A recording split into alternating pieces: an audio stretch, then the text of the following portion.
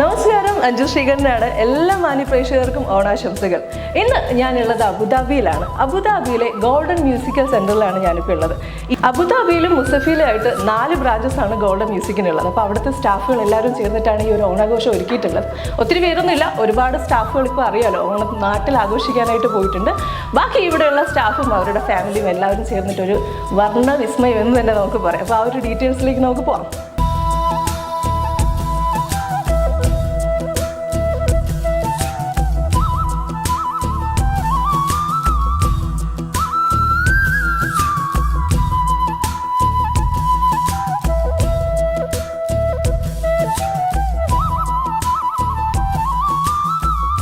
Abu Dhabi golden music ഓണാഘോഷത്തിൻ്റെ ഒരു golden ഓണാഘോഷം എന്നൊരു പേര് കൂടി ഞാൻ ഇട്ടിട്ടുണ്ട്.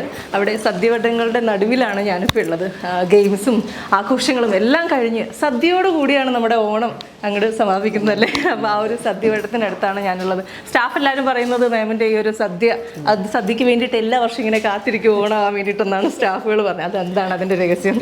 ഇപ്പോൾ ഒരു സ്റ്റാഫിനോട് ഞാൻ എങ്ങനെയുണ്ട് ഫുഡ് എന്നുള്ളത് ഞാൻ ചോദിച്ചു, വല്ല കുറ്റം പറയുമോ എന്നുള്ളത് അറിയാൻ വേണ്ടിയിട്ട്. പക്ഷേ ജെന്യൂനായിട്ട് ആൾ പറയുന്നുണ്ട് എല്ലാ വർഷവും ഇങ്ങനെ ഓണം ആകുമ്പോഴത്തേക്ക് ഇങ്ങനെ കാത്തിരിക്കും ആ ഒരു ടേസ്റ്റ് വീണ്ടും കിട്ടാൻ വേണ്ടിയിട്ടാണ്. എന്താ അതിൻ്റെ സ്പെഷ്യാലിറ്റി? മോഹൻലാൽ പറയുന്ന കണക്ക് സ്നേഹം വിട്ട് ഉണ്ടാക്കുന്നത് കൊണ്ടായിരിക്കും ഫുഡിന് ടേസ്റ്റ് കൂടുതൽ. സ്നേഹം വിട്ടിട്ടാണ് ഫുഡ് കുക്ക് ചെയ്യുന്നത്, അതുകൊണ്ടായിരിക്കും അത് വരുന്നത്. പിന്നെ അവർക്ക് എൻ്റെ മുഖത്ത് നോക്കി കൊള്ളില്ല എന്ന് പറയാൻ പറ്റില്ല. അത് അങ്ങനെ പറഞ്ഞതല്ല എന്ന് മനസ്സിലായി. കാരണം എല്ലാവരും ഫുഡ് കഴിക്കുന്ന കാണുമ്പോഴാണ് ഞാൻ കൺട്രോൾ ചെയ്ത് നിൽക്കുകയാണ്. സദ്യയും അതിൻ്റെ ഒരു മണവും എല്ലാമൊക്കെ ആയിട്ട്. അപ്പോൾ വളരെ നന്നായിട്ട് കാര്യങ്ങൾ മുന്നോട്ട് പോകുന്നുണ്ട്. സദ്യ കഴിച്ചിട്ട് എന്തെങ്കിലും കുറ്റുണ്ടെങ്കിൽ ഞാൻ പറയാം കേട്ടോ. ഇവിടെ സ്റ്റാഫുകൾ ആരും പറയുന്നില്ല. Very good. 2 തരം പായസം ഉണ്ടെന്ന് പറഞ്ഞു. എന്തൊക്കെയാണ് പായസം? പരിപ്പ്, ചെറുപയർ പായസവും പിന്നെ സേമിയ പായസം ഉണ്ടെന്നാണ് പറഞ്ഞത്. അപ്പോൾ ഗോൾഡൻ ആഘോഷം ഇങ്ങനെ തകൃതിയായി ഇവിടെ നടക്കുകയാണ്. സദ്യവട്ടങ്ങളും ഇവിടെയും അവിടേക്ക് ഇരുന്ന് സ്റ്റാഫുകൾ എല്ലാവരും കഴിക്കുമ്പോൾ എന്താ പറയുക, ഒരു പ്രത്യേക വൈബ് തന്നെയാണ് ഇവിടെ. ഗോൾഡൻ ഓണാഘോഷം 2024 എന്ന് തന്നെ നമുക്ക് ഈ ഒരു ഗോൾഡൻ മ്യൂസിക്കൽ ഇൻസ്റ്റിറ്റ്യൂഷന്റെ ഒരു ഓണാഘോഷത്തിന് പേരിടാം അല്ലേ. അപ്പോൾ സദ്യവട്ടത്തോടു കൂടി ഈ ഒരു ഓണാഘോഷം ഇന്നിവിടെ അവസാനിക്കുകയാണ്. കഴിഞ്ഞിട്ടില്ല, ഇനി കുട്ടികൾക്ക് വേണ്ടിയിട്ടുള്ള ഓണാഘോഷം ഇനി വരാനുണ്ടല്ലേ.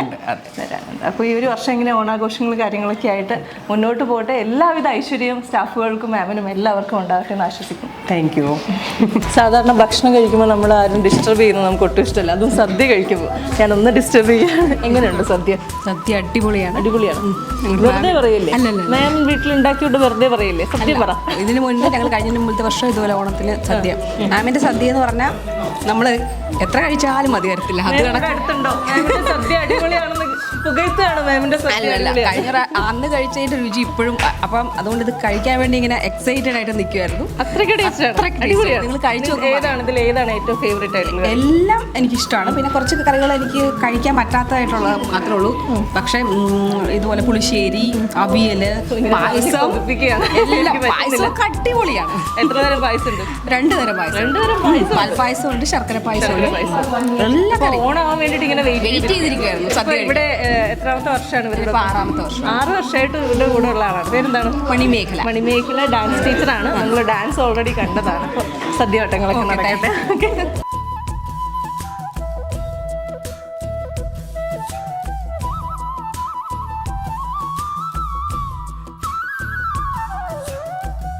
ഇനി നമ്മൾ പരിചയപ്പെടാൻ പോകുന്നത് ഗോൾഡൻ മ്യൂസിക്കിൻ്റെ ഓണർ സുമിത മാമിനെയും മകൾ അമൂല്യയുമാണ്. അപ്പോൾ ഓണവിശേഷങ്ങൾക്കിടയിൽ ഓണത്തിൻ്റെ പ്രോഗ്രാം ഇങ്ങനെ തകൃതിയായി നടക്കുമ്പോൾ നമുക്കിനി കുറച്ച് ഓണവിശേഷങ്ങൾ പറഞ്ഞാലോ? മാം ആദ്യം പറഞ്ഞിട്ടുണ്ടായിരുന്നു, ആദ്യം മകൾ പഠിക്കുന്ന സമയത്ത് ഡാൻസ് സ്കൂളുകളില്ല. പക്ഷേ ഇന്നത്തെ ഒരു ടൈമിൽ നോക്കുകയാണെന്നുണ്ടെങ്കിൽ ഒത്തിരി സ്കൂൾസ് ഉണ്ട്, എല്ലായിടത്തും ഉണ്ട്. പക്ഷേ അവിടെ നിന്ന് എങ്ങനെയാണ് ഗോൾഡൻ ഈ ഒരു ഇൻസ്റ്റിറ്റ്യൂഷനെ വ്യത്യസ്തമാക്കുന്നത്? എന്തൊക്കെയാണ് നിങ്ങളുടെ സ്പെഷ്യാലിറ്റീസ്? എന്തൊക്കെയാണ് ഓഫേഴ്സ് നിങ്ങൾ കുട്ടികൾക്ക് വേണ്ടിയിട്ട് കൊടുക്കുന്നത്? ഞങ്ങളുടെ മെയിൻ പ്രയോറിറ്റൈസ് ചെയ്യുകയാണെങ്കിൽ മെയിനായിട്ടുള്ള നമ്മുടെ ഡെഡിക്കേറ്റഡ് സ്റ്റാഫാണ്. അതും ഇൻ്റർനാഷണലിലുള്ള നല്ല ക്വാളിറ്റി ടീച്ചേഴ്സാണ്. കാരണം എല്ലാ നാഷണാലിറ്റിയും ഉണ്ട്. അപ്പോൾ അത് തന്നെയാണ് ഫസ്റ്റ്. പിന്നെ നമ്മൾ റെഗുലറായിട്ട് പ്രോഗ്രാം ചെയ്യുന്നുണ്ട്, മന്ത്ലി പ്രോഗ്രാം ചെയ്യുന്നുണ്ട്. പിന്നെ ഞങ്ങളുടെ ക്യാമ്പ്സ് വളരെ പോപ്പുലറാണ്. കാരണം ഈ കുട്ടികൾക്ക് സ്കൂൾ അടയ്ക്കുമ്പോൾ അവരെ എൻ്റർടൈൻ ചെയ്ത് വെക്കുക എന്നുള്ളത്. അപ്പോൾ ആ വെക്കേഷൻ ക്യാമ്പുകളാണ് നമ്മുടെ ഒരു ഹൈലൈറ്റ്. അതിനെ തുടർന്നുള്ള പ്രോഗ്രാംസുകൾ. പിന്നെ നമ്മളിപ്പോൾ ഇതിനാണെങ്കിലും ഇൻസ്ട്രുമെൻറ്റിനൊക്കെ ആണെങ്കിൽ എക്സാംസ് കൊടുക്കുന്നുണ്ട്. കൊടുക്കുന്നുണ്ട് ട്രിനിറ്റിയുടെ. അപ്പോൾ അതിന് ഞങ്ങൾ പ്രിപ്പയർ ചെയ്യിക്കുന്നുണ്ട്. ട്രിനിറ്റിയുടെ എക്സാം എഴുതിക്കുന്നുണ്ട്. പിന്നെ ഇവിടെ പഠിക്കുന്ന കുട്ടികൾക്ക് മാസത്തിൽ അല്ലെങ്കിൽ 2 മാസം കൊണ്ടുമ്പോൾ നമ്മളൊരു ഓപ്പർച്യൂണിറ്റി കൊടുക്കുന്നുണ്ട് അവർക്ക് പെർഫോം ചെയ്യാനും സ്റ്റേജിൽ പെർഫോം ചെയ്യാനും. അപ്പോൾ അതുകൊണ്ടായിരിക്കാം അതെ, നമ്മൾ പഠിക്കുമ്പോൾ എപ്പോഴും നമുക്ക് ആ ഒരു ഓപ്പർച്യൂണിറ്റീസ് ആണല്ലോ വേണം. പിന്നെ ഞങ്ങൾ നോർമലി മറ്റുള്ള ഇൻസ്റ്റിറ്റ്യൂട്ടായിട്ട് കമ്പയർ ചെയ്യുമ്പോഴുള്ളതെന്ന് പറയുന്നത് അഫോർഡബിൾ പ്രൈസ് ആണ്. ഒത്തിരി ഹൈ റേറ്റ് നമ്മൾ ചെയ്യുന്നില്ല. അപ്പോൾ അതും പാരൻസ് പറയാറുണ്ട്, ഇവിടെ കുറച്ച് അഫോർഡബിൾ എന്ന് പറയാറുണ്ട്. അഫോർഡബിൾ പ്രൈസിൽ ഗുഡ് ക്വാളിറ്റി എന്ന് പറയാം അല്ലേ? അതാണ് എടുത്തു പറയേണ്ട ഒരു കാര്യം. സുഡാനിൽ നിന്ന് വരെ സ്റ്റാഫുകൾ വന്നിട്ട് മ്യൂസിഷ്യൻസ് ഉണ്ട് എന്ന് പറയുമ്പോൾ ഗ്രേറ്റ്. ഇപ്പോൾ മോളാണെങ്കിലും അവൾക്ക് 4 വയസ്സുള്ളപ്പോഴാണ് തുടങ്ങിയത്. അപ്പോൾ അന്ന് തൊട്ട് അവൾക്ക് ഇതൊരു ഫാമിലിയാണ്. ലൈക്ക് അവൾക്കന്ന് അറിയില്ലല്ലോ ഇത് ബിസിനസ് ആണ്, ഇവർ സ്റ്റാഫാണ്, അങ്ങനെയൊന്നും അറിയില്ല. അപ്പോൾ അവരുടെ മടിയിലിരിക്കുക, പഠിക്കുക, അങ്ങനെ ഫാമിലി. ഇപ്പോഴും still we are calling also golden family. അതുകൊണ്ട് അവരും വന്ന ആ സമയത്തൊക്കെ ഇപ്പോഴൊക്കെ പുതിയതായിട്ട് വന്നവരെ മാറ്റി വിളിക്കുന്നത്. അന്നൊക്കെ വരുന്നവരെല്ലാം ചേച്ചി, അല്ലെങ്കിൽ എന്നെക്കാട്ടി പ്രായത്തിന് മൂത്തവരാണെങ്കിൽ എൻ്റെ പേര്, അങ്ങനെയൊക്കെയാണ് ഒരു 20 years മുന്നേയൊക്കെ വിളിച്ചിരുന്നത്. അപ്പം ഞങ്ങൾ അവരെ ഫാമിലി മെമ്പേഴ്സായിട്ട് എടുക്കുന്നതുകൊണ്ട് തിരിച്ച് അവർക്കും ഫാമിലി മെമ്പർ പോലെയാണ്. അങ്ങനെ അപ്പോൾ പറയാനുള്ളത് പറയും, അതിനൊന്നും കുഴപ്പമില്ല. പക്ഷേ നമ്മളൊരു മീൻസ് ആ ഒരു ഗ്യാപ്പ് ഒരിക്കലും ഇടാറില്ല. ഇപ്പം ഞാൻ തന്നെ പറയുമ്പോൾ ഈ ഗേൾസ് എല്ലാം വന്ന് നിൽക്കുന്നത് സെയിം എൻ്റെ മക്കളുടെ പ്രായമാണ്. അപ്പം ഞാൻ അവരെന്തെങ്കിലും പറയുന്നതിന് മുന്നേ 10 പ്രാവശ്യം അയ്യോ ഇത് എൻ്റെ മക്കളെ 2 സ്ഥലത്താണ്, അപ്പോൾ അവർക്കും ഇങ്ങനെയല്ലേ ഫേസ് ചെയ്യുന്നതെന്ന് ഞാൻ ഒരു പ്രാവശ്യം ആലോചിച്ചിട്ടേ സംസാരിക്കുള്ളൂ. എല്ലാ വർഷവും ഓണാഘോഷം എന്ന് പറഞ്ഞു. അപ്പോൾ എങ്ങനെയാണ് പിന്നെ കുട്ടികൾക്ക് വേണ്ടിയിട്ട് ഓണാഘോഷം വെക്കാറുണ്ടോ? കുട്ടികൾക്കുള്ള ഓണാഘോഷം വെക്കാറുണ്ട്.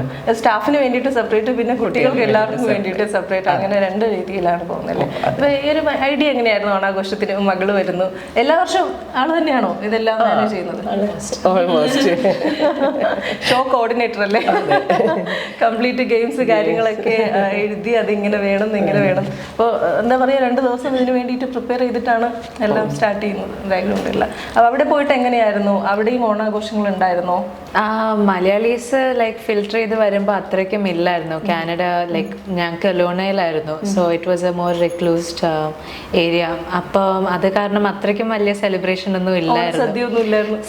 ഒരു സ്ഥലത്ത് ഉണ്ടായിരുന്നു ലൈക്ക് കുറെ മലയാളീസ് കൂടി ഒരു ഗ്രൂപ്പൊക്കെ ക്രിയേറ്റ് ചെയ്തിട്ട് ലൈക്ക് ക്യാമ്പ് ലൂപ്സിൽ വേറെ ഒരു സെന്ററിൽ 1 മണിക്കൂർ ഡ്രൈവ് ഒക്കെ ചെയ്ത് ചെന്നിട്ട് അവിടെ ഒരു ചെറിയ ഓണം ഫംഗ്ഷൻ ഉണ്ടായിരുന്നു. പക്ഷെ ലൈക്ക് നമുക്ക് പരിചയമില്ലാത്ത ആൾക്കാരൊക്കെ ആയിരുന്നു. പക്ഷെ മലയാളി എന്ന ഒരു ഇതില് എല്ലാവരും കൂടി ഭയങ്കരമായിട്ട് മിസ് ചെയ്തിട്ടുണ്ടാവുമല്ലോ ഇവിടുത്തെ.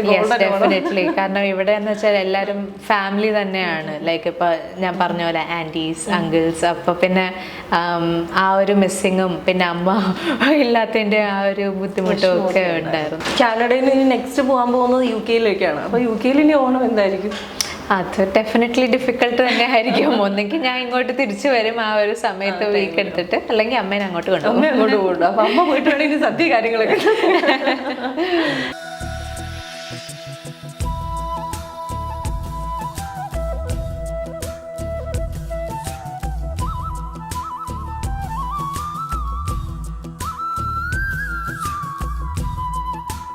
അബുദാബി ഗോൾഡൻ മ്യൂസിക് സെന്ററിൽ ഒരു ഗംഭീര ഗോൾഡൻ ഓണാഘോഷം തന്നെയായിരുന്നു നടന്നിരുന്നത്. എല്ലാ പ്രേക്ഷകർക്കും ഈ ഒരു ഓണാഘോഷം ഇഷ്ടമായി എന്ന് തന്നെ കരുതുന്നു. മറ്റൊരു എപ്പിസോഡ് നമുക്ക് വീണ്ടും കണ്ടുമുട്ടാം. അതുവരേക്കും ഗുഡ് ബൈ.